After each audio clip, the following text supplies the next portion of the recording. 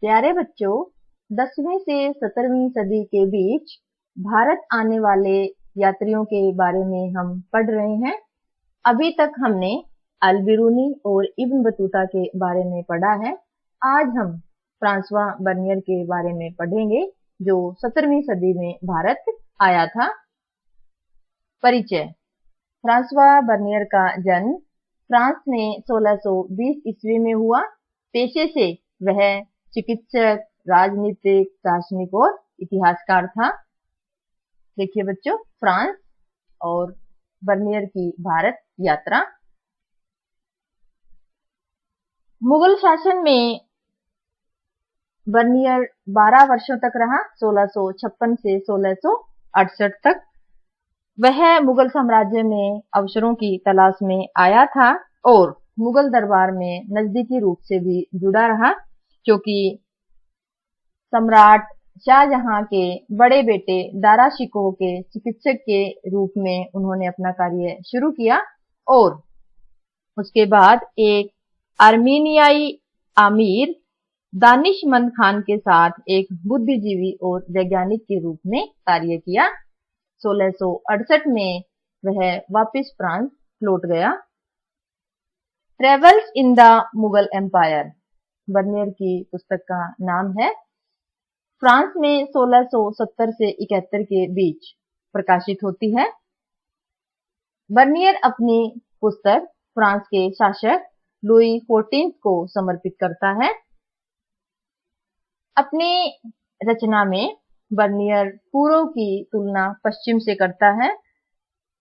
पूर्व का अर्थ है बच्चों एशियाई देश यानी भारत, और पश्चिम यूरोप और फ्रांस। मुख्य रूप से हर एक दृष्टिकोण से वह पश्चिम को पूर्व से बेहतर बताता है और भारत की तुलना यूरोप से और विशेषकर फ्रांस से करता है और भारत की स्थिति को यूरोपीय स्थिति से दयनीय भी बताता है। यूरोप में उसके वृत्तांतों को काफी प्रसिद्धि मिली। उसके कार्य कई भाषाओं जैसे अंग्रेजी, डच, जर्मन, इतालवी और फ्रांसीसी भाषाओं में अनुवाद हुआ। भारत के विषय में बर्नियर ने मुख्य रूप से भूस्वामित्व, सती प्रथा और भारतीय शहरों के विषय में लिखा है। सबसे पहले भूस्वामित्व। भूस्वामित्व का अर्थ है भूमि का स्वामी कौन है, मालिक कौन है। बर्नियर के अनुसार भारत में मुगल काल में भूमि का स्वामी सम्राट था। क्योंकि सम्राट सारी भूमि का मालिक है, तो निजी संपत्ति के रूप में भूमि का अभाव था, जिसकी वजह से किसान जो हैं वो भूमिहीन हैं, जिनके पास भूमि नहीं है। किसान भूमि में निवेश नहीं करते। निवेश का अर्थ है बच्चों उपज प्राप्त करने से पहले निराई, गुड़ाई, बुआई और जो सिंचाई के लिए जो खर्चा किया जाता है कृषि में, उसे निवेश कहते हैं। तो बर्नियर के अनुसार क्योंकि किसानों के पास जो है भूमि स्वामित्व के रूप में नहीं है, तो किसानों ने उपज बढ़ाने का प्रयास नहीं किया और खेती में निवेश नहीं किया, जिसकी वजह से कृषि का पतन होता है। कृषि के पतन के साथ ही समाज में दो वर्ग बनते हैं, अमीर और गरीब। अमीर वर्ग में वे लोग हैं बच्चों जिनका भूमि पर स्वामित्व है, तथा गरीब वे लोग हैं जिनका अधिशेष राज्य द्वारा अधिग्रहण कर लिया जाता है। अधिशेष का अर्थ है बच्चों कि किसानों से उनकी भरण पोषण के लिए अनाज को छोड़कर बाकी का अधिग्रहण राज्य द्वारा कर लिया जाना। इसके अलावा बर्नियर ने समाज की और सच्चाइयों से भी अपने पाठकों को अवगत कराया है, जैसे कि शिल्पकारों को न तो राज्य की ओर से कोई प्रोत्साहन मिलता था और उनका मुनाफा भी राजा द्वारा ले लिया जाता था। तो गरीब किसानों और शिल्पकारों की हालत बताई बर्नियर ने, और अमीर और गरीब के बीच खाई बढ़ती जा रही थी। मध्यम वर्ग की स्थिति बर्नियर के अनुसार भारत में थी ही नहीं। कृषि में पतन और शिल्पकारों की हालात जो खराब थे, इसका जो नुकसान है समाज और अर्थव्यवस्था को हुआ।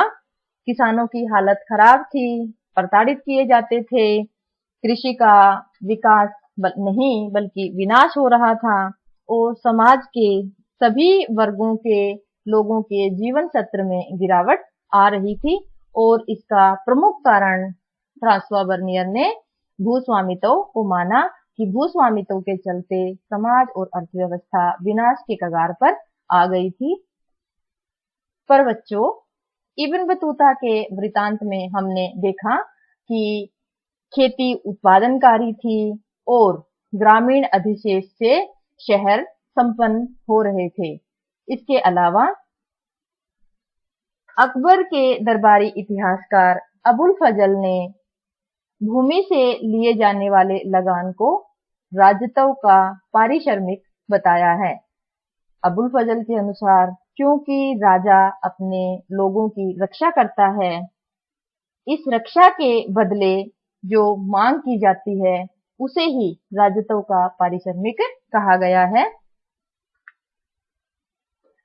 फ्रांस में निजी स्वामित्व को अच्छा माना जाता था और इसी दृष्टिकोण के चलते फ्रांसवा बर्नियर ने भारत की जो तस्वीर है इस तरीके से पेश की कि भूस्वामित्व अगर सम्राट के पास है तो समाज का जो विनाश होना अवश्यंभावी था। बर्नियर कहता है कि भारत में ऐसे भूधारकों का उदय नहीं हो पाया जो खेती को बेहतर कर पाते और भूमि का रखरखाव कर पाते, जैसा कि फ्रांस में भूधारकों ने किया। दृष्टिकोण अलग है बच्चों फ्रांसवा बर्नियर का, क्योंकि वह फ्रांस से आया है और वहां निजी स्वामित्व को महत्व दिया जाता था। लेकिन इसी भूस्वामित्व के चित्रण को आधार मानकर मोंटेस्क्यू ने निरंकुशवाद का सिद्धांत दिया बच्चों, जिसमें मोंटेस्क्यू ये कहते हैं कि एशियाई शासक जो हैं भूमि के स्वामी हैं और राजा और अमीर वर्ग को छोड़कर कोई व्यक्ति मुश्किल से ही गुजर बसर कर पाता था। भूस्वामित्व शासकों के पास है और निजी संपत्ति का अभाव है एशियाई देशों में, ऐसा मोंटेस्क्यू ने निरंकुशवाद के सिद्धांत में कहा। और ऐसा कहने का जो आधार है वह है बर्नियर द्वारा भारत में किए जाने वाले भूस्वामित्व का चित्रण। दूसरा बच्चों, कार्ल मार्क्स भी अपने उत्पादन शैली का सिद्धांत बर्नियर के ही चित्रण पर आधारित करते हैं। कार्ल मार्क्स ने कहा है कि भारतीय ग्रामीण समुदायों पर राजकीय दरबार का नियंत्रण होता था और जब तक अधिशेष समझ रहे होंगे, जब तक अधिशेष की पूर्ति राजा को बिना किसी अड़चन के होती रहती थी, राजा ग्रामीण स्वायत्तता को बनाए रखता था, स्वतंत्रता को बनाए रखता था। फ्रांसवा बर्नियर, मोंटेस्क्यू और कार्ल मार्क्स द्वारा किया गया ग्रामीण समाज का चित्रण कितना सही है? हाँ बच्चों, ग्रामीण समाज में विभिन्नताएं तो थी, लेकिन जैसा बर्नियर ने कहा है कि अमीर और गरीब दो ही वर्ग थे और मध्यम वर्ग की अनुपस्थिति थी, ऐसा नहीं था, क्योंकि बड़े पैमाने पर जो जमींदार थे वो भूमि पर अपने अधिकारों का प्रयोग करते थे। साथ ही अस्पृश्य भूमिहीन श्रमिक भी थे जिन्हें बलाहार कहा जाता है। इसके अलावा बड़े किसान भी थे जो किराए के श्रम का प्रयोग करते थे और छोटे किसान भी थे जो मुश्किल से ही अपने जीने लायक उत्पादन का प्रयोग कर पाते थे। ग्रामीण समाज के चित्रण के बाद फ्रांसवा बर्नियर द्वारा भारतीय शहरों का वर्णन हम पढ़ते हैं। भारतीय जनसंख्या का लगभग 15% भाग शहरों में रहता था, ऐसा बर्नियर ने बताया है, जो यूरोपीय जनसंख्या के मुकाबले ज्यादा था। फिर भी फ्रांसवा बर्नियर मुगल कालीन शहरों को शिविर नगर कहता है कि भारतीय नगर राजकीय संरक्षण पर आधारित थे। कैसे कि जब तक राजा और उसके दरबारी किसी नगर में रहते थे तो वह नगर विकसित रहता था, और राज दरबार के चले जाने के बाद शहर पतन की ओर उन्मुख हो जाता था। बर्नियर ने मुगल कालीन शहरों को शिविर नगर बताया है बच्चों। क्या ऐसा था? मुगल कालीन शहर उत्पादन केंद्र, व्यापारिक नगर, बंदरगाह नगर, धार्मिक केंद्र व तीर्थ स्थानों के रूप में स्थापित हो गए थे। शहरों में संपन्नता भी थी। व्यापारी वर्ग। मुगल कालीन व्यापारी अक्सर मजबूत सामुदायिक संबंधों से जुड़े होते थे और अपनी व्यावसायिक और जातिगत संस्थाओं के माध्यम से उन्होंने संगठित श्रेणी विकसित की, जिसे गिल्ड कहा जाता है। और ऐसे समूहों को पश्चिमी भारत में महाजन और उनके मुखिया को शेठ कहा जाता है। शहरी वर्ग। व्यावसायिक वर्ग। व्यावसायिक वर्ग का अर्थ है बच्चों एक निश्चित पेशा अपनाए हुए लोग, जैसे चिकित्सक, अध्यापक, वकील, संगीतकार, चित्रकार, वास्तुविद और सुलेखक इत्यादि।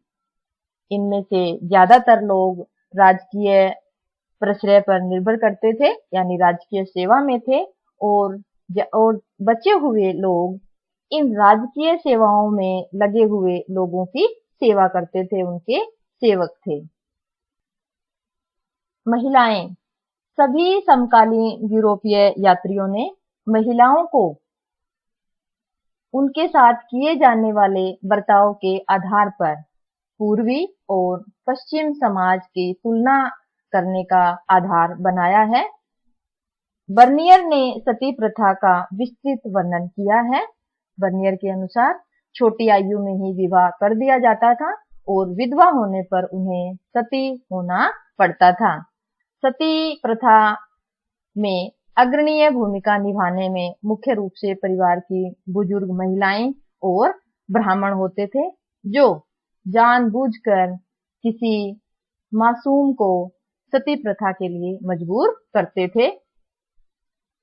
सती प्रथा के अलावा महिलाओं द्वारा किए जाने वाले कार्यों का जिक्र भी बर्नियर ने किया है, जिसमें कृषि के अलावा और उत्पादन के कार्यों में भी महिलाओं की अच्छी खासी भूमिका थी। व्यापारिक परिवार की महिलाएं व्यापारिक गतिविधियों में हिस्सा लेती थी और कभी-कभी वाणिज्यिक विवादों को अदालत के सामने भी लाती थी। और ऐसा मुश्किल है कहना कि महिलाओं को उनके घरों के अंदर ही रहने के लिए मजबूर किया जाता था। महिलाओं पर बर्नियर का वर्णन हमने पढ़ा। अभी तक बच्चों हमने फ्रांसवा बर्नियर द्वारा भूस्वामित्व, भारतीय शहर और महिलाओं पर बर्नियर का चित्रण पढ़ा है। आशा है आपको अच्छे से समझ आ गया होगा। धन्यवाद।